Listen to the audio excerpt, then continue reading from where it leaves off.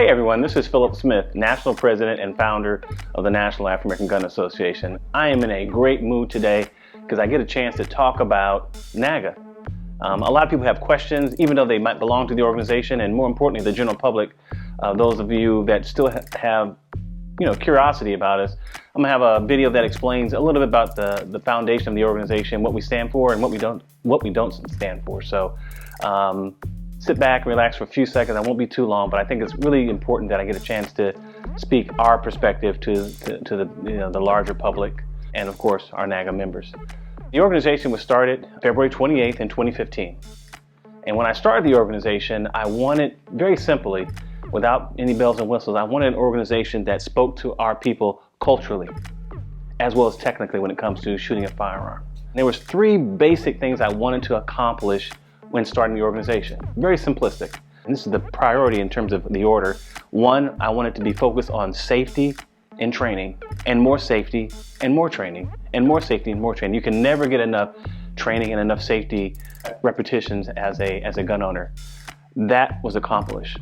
The second piece, and I think this is really important, I think a lot of gun organizations don't do this enough with their membership, to focus on the local laws, state laws, and more importantly, have a general understanding of the national laws that are being proposed, that are out there, such as H.R. 8 and H.R. 1446, that is presently being considered under the House of Representatives, the Senate. They've already passed the House of Representatives. The third piece, and I think this really separates NAAGA from any other organization in the world as it relates to firearms. We have what is called an NMOC, New Members Orientation class. And in that class, you learn about the history of black arms. You learn about African Americans that have paid the ultimate sacrifice in many instances, famous and some not so famous, that have allowed us to get here so I can have this conversation with you today. They have sacrificed their lives, sacrificed their time, and sacrificed their effort for us to have the ability to protect ourselves. The NMOC talks about the Buffalo Soldiers. It talks about Bass Reeves. It talks about Tuskegee Airmen. It talks about the Black Panthers of Self-Defense. It talks about any and all organizations, individuals that have helped us liberate and continue the fight that we've had to fight since coming to this country. We are the most unique minority within the United States. We came here under the burden of slavery. We had to fight the chains of that particular burden. Then we had to fight through years of systematic racism, Jim Crow, the Civil Rights era, and we're still fighting today.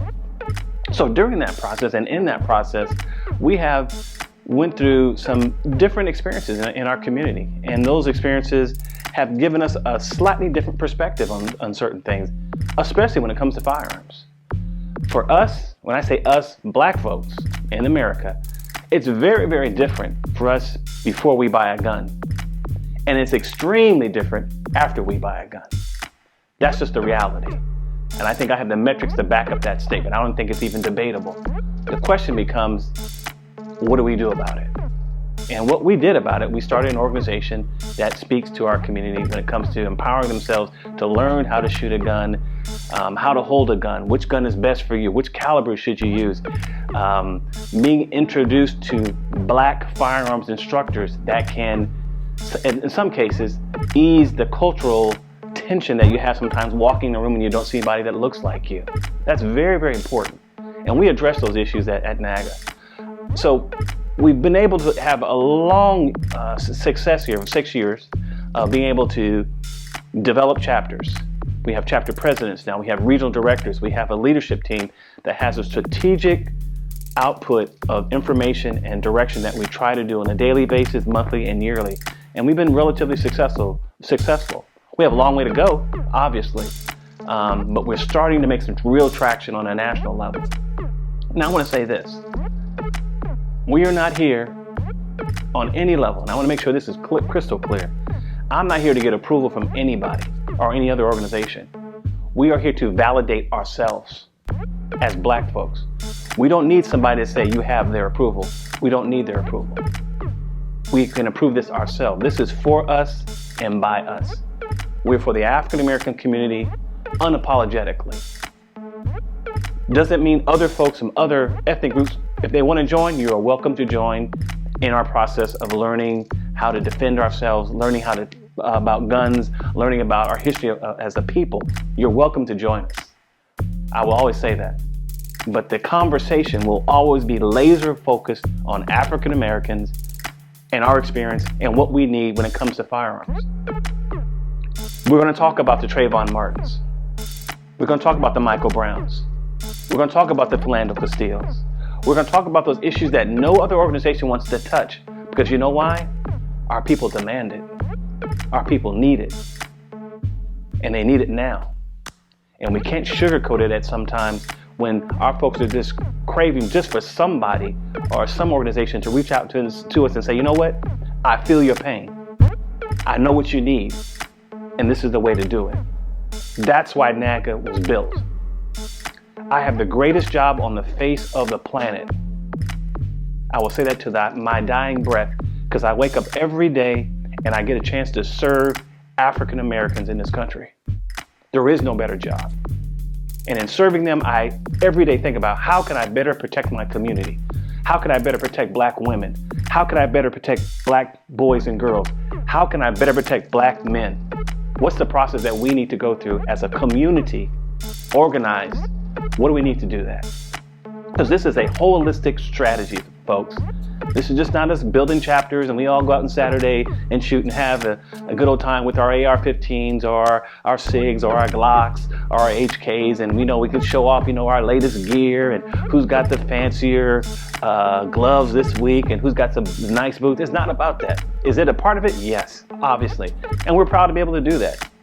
But the larger picture, we never forget this, is that we are here to help the African American community.